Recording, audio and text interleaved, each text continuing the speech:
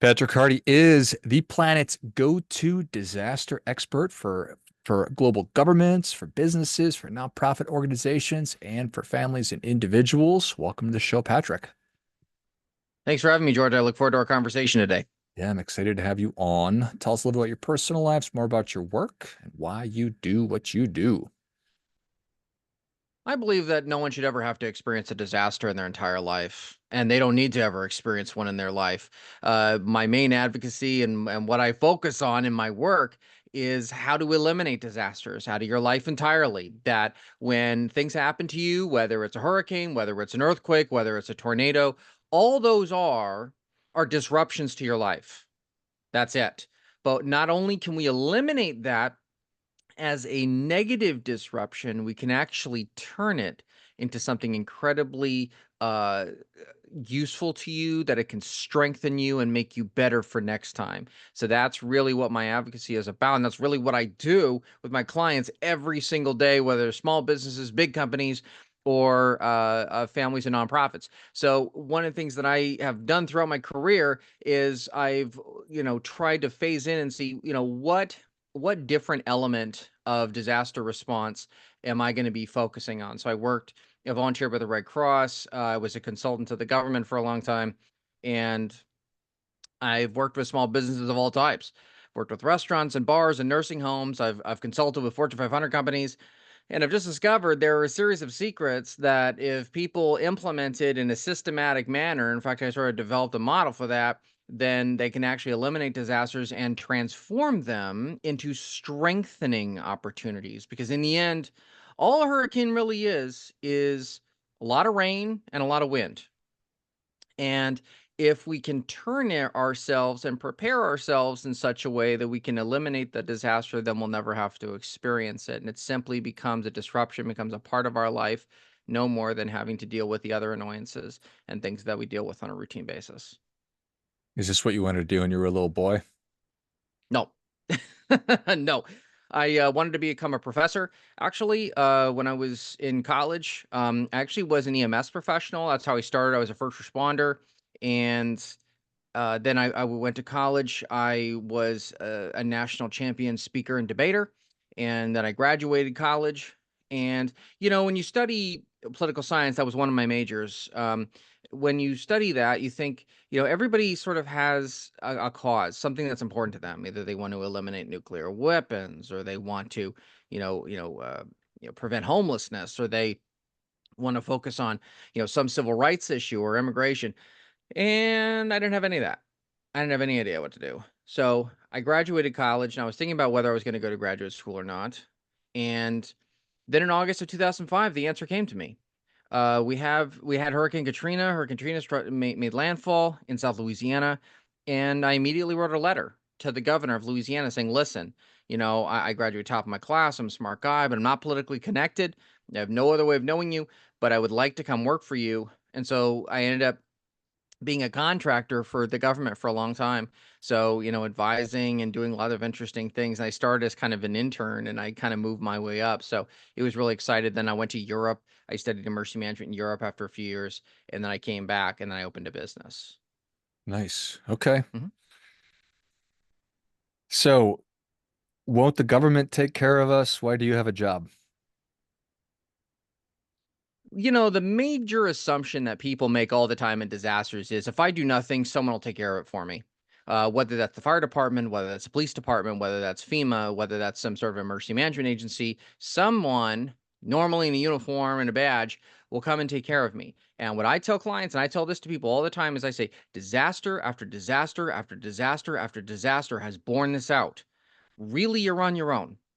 You're really on your own. So what I say to people to turn that constructively is I say, the assumption I want you to make whenever you go into an incident, whenever you go into a disruption like a hurricane or you're dealing with an earthquake, I want you to change your assumption from if I do nothing, someone else will take care of it, to if I do nothing, no one else will help me either. And when I tell people that, they think, well, that gee, that's that, it's easier to say, but hard to implement in practice. I go, it's not. It's not hard at all. You just have to have some initiative And the initiative is that you have to decide that you're going to eliminate the disaster on your own. So what you're going to do is you're going to approach it very differently. So the approach I take to disaster management is very proactive versus very reactive. So I tell people you need to start with evaluating the things that are important to you in your life. So whether that's, physically, I mean, there's certain things we have to have. We have to food and water and clean air and all that. And then, psychologically, do we have to have access to a therapist, or do we have to have some kind of medication, whatever? And then socially, connections to our friends and families, and then financially, and then also professionally, or if you're still in school, educationally, right?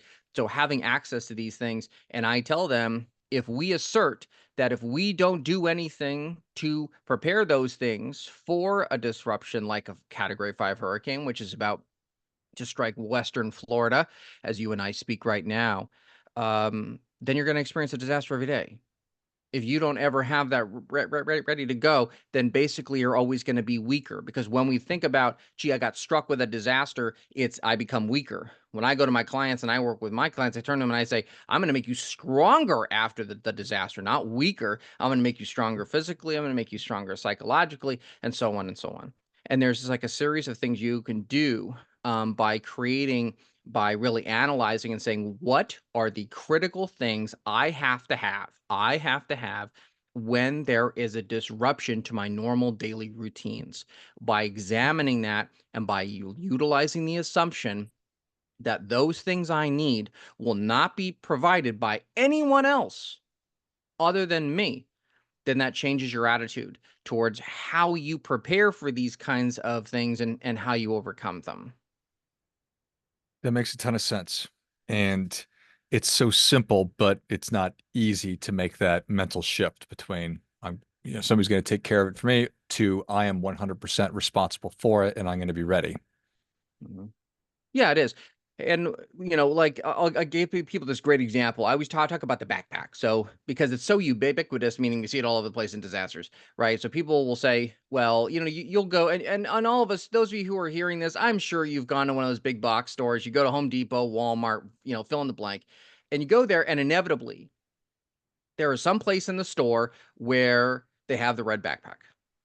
And so a lot of times people will buy the backpack at some point. They'll think it's the beginning of hurricane season or it's the beginning of wildfire season. I should buy this thing. And they take it and they stick it in a corner. And then we forget all about it. Like it's that black sheep uncle that we never, ever, ever want to discuss. And I tell people, I say, how do you know what's in it? How do you know, can you actually eat that stuff? How do you know, because there's always like food pellets in there. Have you ever tried that stuff before? Because, if all other food sources are cut off, that's what you're going to have for lunch and dinner every day for the next, 3, 4, 5 days, whatever. And the water too. I tell folks, you need to taste the water. Make sure that that's what you want. For people who say, well, I have water purification tablets. I go, great. Have you ever tried it before? No. And actually, as a matter of fact, I was actually at lunch with a couple clients. We were actually at a restaurant and they said, we never used, water purification pills. So I literally took the water purification pills. I emptied out the ice out of their water glass. I threw the purification tablets in there and I poured the water back in. And they said, well, you're going to have it right now. Go, well, the water's perfectly clean. I said, no, some of these tablets, there is a taste to them. So you need to try them. So that's why I'm saying don't let, Walmart do things for you. Don't let, Home Depot do things for you. Whoever designed the backpack, whatever the company name is, Red Cross, whatever, otherwise what you're doing is in essence, you're saying, if I do nothing, that's okay. Because that backpack is perfectly packed. And what I do, and I actually did this on TV recently, I tell people, if you're going to buy the red backpack, fine. I don't like it, but if you're going to do it, fine. But what I want you to do is, I want you to take the backpack.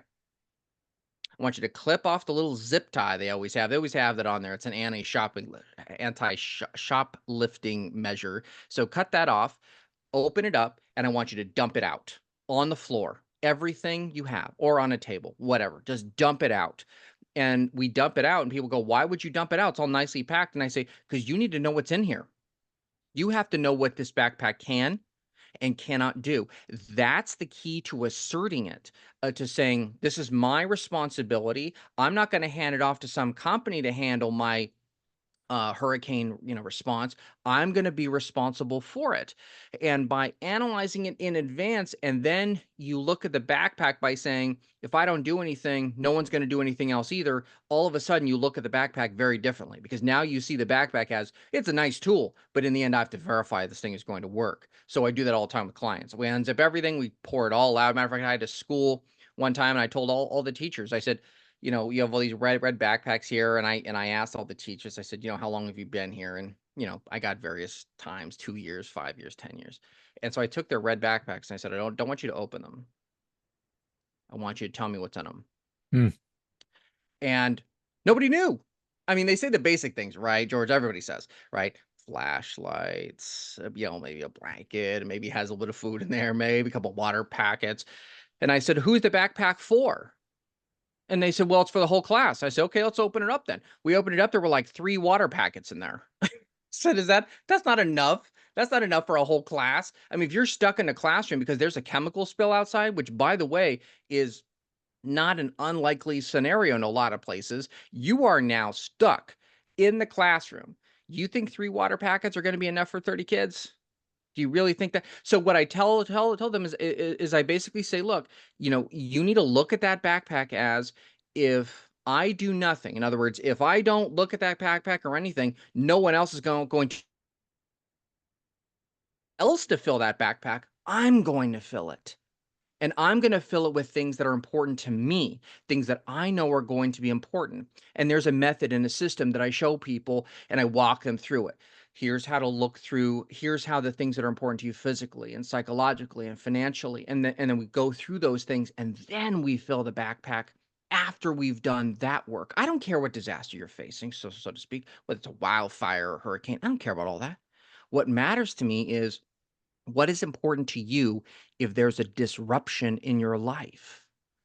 I say this, George, all the time to folks. I say, you know what is the greatest thing that could possibly ever happen to you? I Winning the don't. lottery. Yeah. Winning the lottery. You know what is the worst possible thing that could possibly happen to you in your entire life? Hmm. Winning the lottery. It's the same thing, because there are a number, because what happens is, and I actually work with a lot of high net worth families. I work with high net worth families who've actually won the lottery before. And these are people who are not used to working and living as a high net worth family. So they make bad financial decisions, which result in them getting involved in lawsuits, and they get into a situation where people can take advantage of them. Right. So, and that becomes catastrophic. Relationships, family relationships become strained. I mean, you and I probably can think of a number of sports stars who, they go from rags to riches, and then they have family who turn to them and say, I helped you when you were 15 years old. Now I expect you to pay me, or I expect you to invest in my business. And when they say no, because, for one reason or another, then all of a sudden those relationships deteriorate. Right. So what I tell people is, you need to prepare for anything. And the way to do that is, think of the lottery, whether you think it's positive or negative. I want you to think of the lottery as a neutral disruption. Just think of it as a disruption to your life.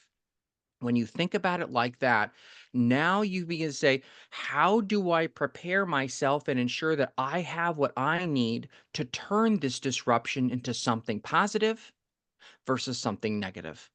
And that's really the advocacy that I talk about when I go through these kinds of things with clients, whether it's a hurricane or a massive, publicity, which has happened before, things like that. Whatever it is, I tell them, I'm giving you the tools to make it a success. That makes a lot of sense. How long do you coach people to prepare for? I tell them, I want you back to normal. I'm sorry, not back to normal. I want you recovered in 2 weeks. I want you recovered in 2 weeks. And George, I'm going to draw a distinction here, because a lot of times people think disaster recovery means going back to normal. It does not. And I talk about this in my book very extensively, because this happens all the time. Disaster recovery, or what we would characterize as disaster recovery, it does not mean you're going back to normal. What it means is that you're getting yourself into a place where you can continue to operate on a day-to-day basis. Do you have food? Do you have water? Do you have air? Do you have housing? Do you have clothing? Do you have all the things you're going to need on a minimal basis to continue to live?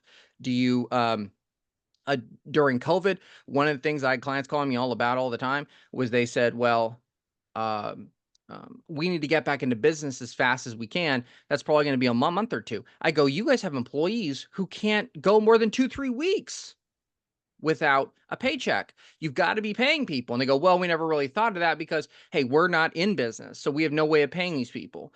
And I say, well, you are now going to turn those loyal employees. You've made the disruption, which is COVID, into something negative. In other words, you've turned it into a disaster yourselves versus if you had found a way to turn it around so that employees see that you are supportive of them. And there's a way to do that, to say, I'm going to turn this around so that you have the financial means to be continuous and recover yourselves.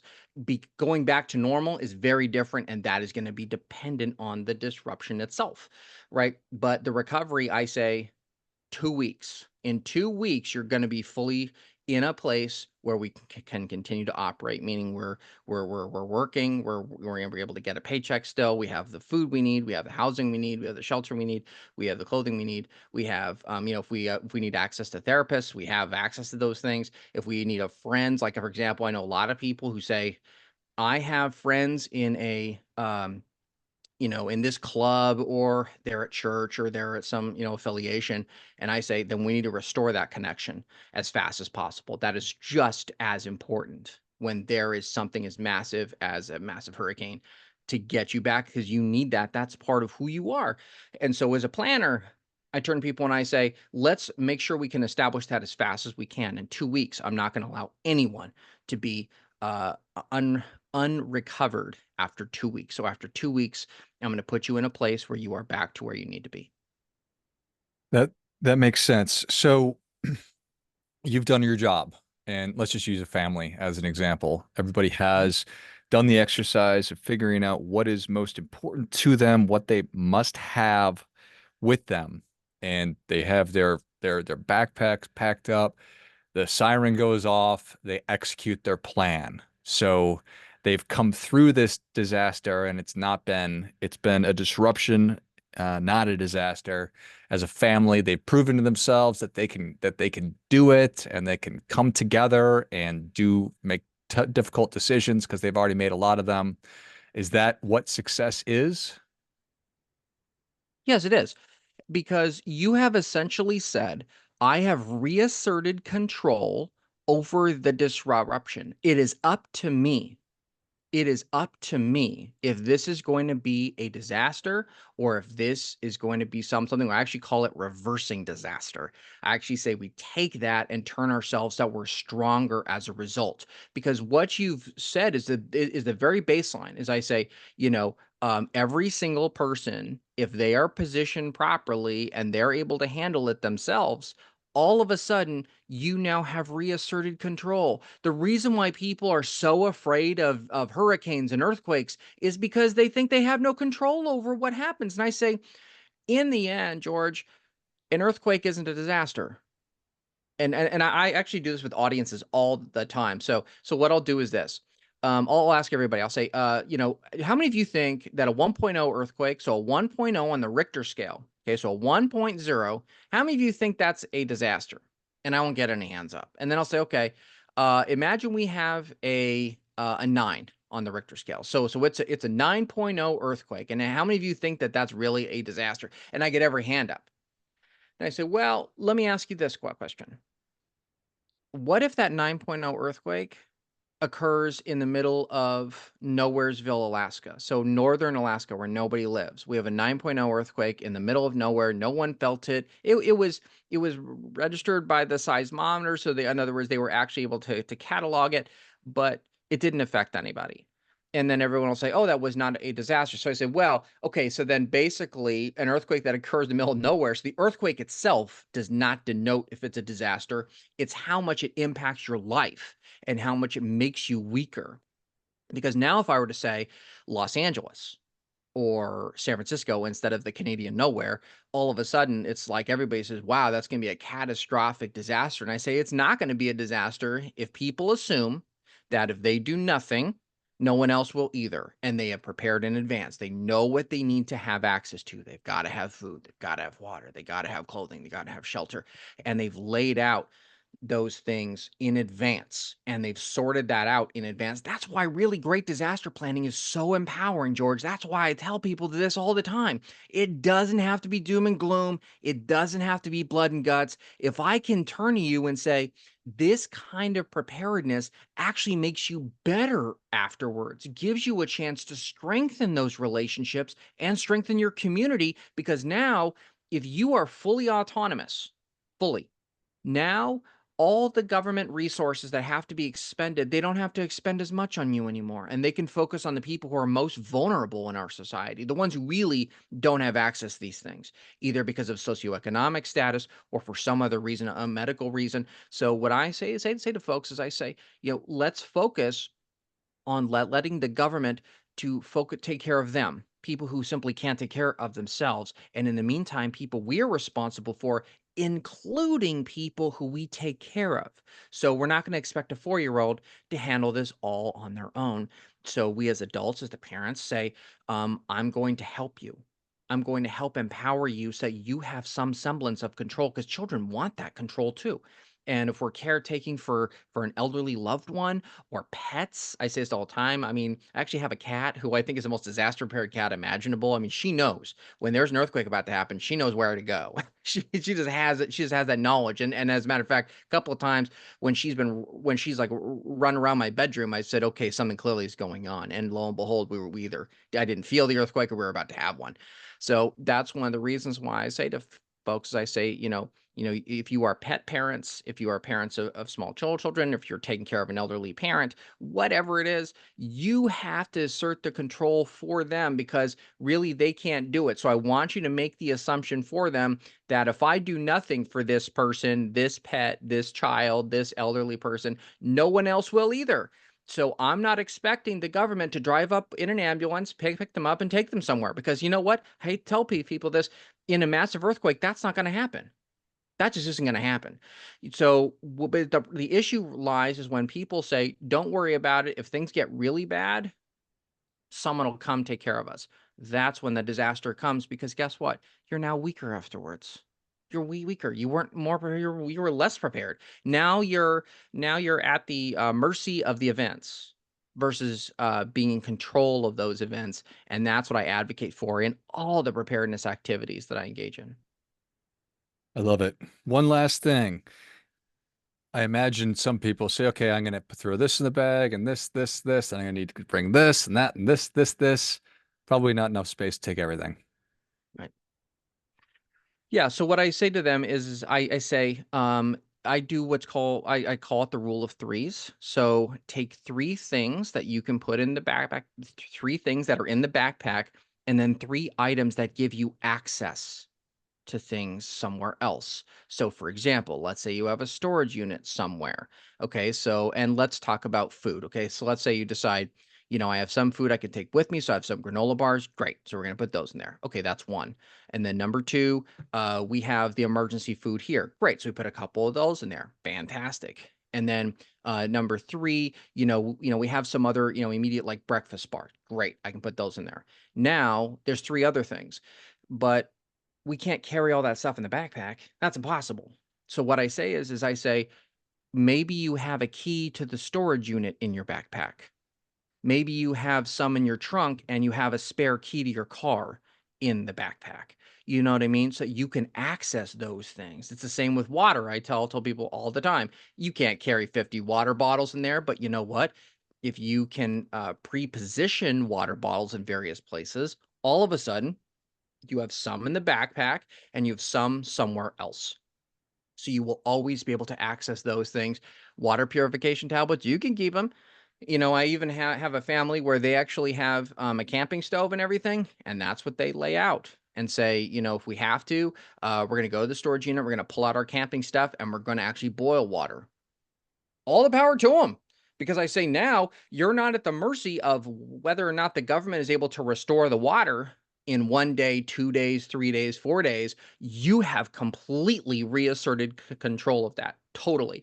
Now, It's just a matter of this is a disruption. Is it annoying? Yes, absolutely. And if it results in a personal casualty or someone being severely injured, that's something we need to grieve over. And that's not something where we say we're going to be strengthened over. But one of the things we do say is if those kinds of things happen, we're going to make ourselves more self-resilient and say, how can we prevent this? How can we make ourselves and put ourselves in a place where we put the memory in a way that's really positive versus making us weaker and unable to recover. And that's really why I tell people I take a holistic approach, because we don't want to just say, gee, I'm stronger. Somebody was injured or there was actually a casualty. We want to put ourselves in a position where we actually are finding a way, we're getting access to therapy, we're grieving the way we want to.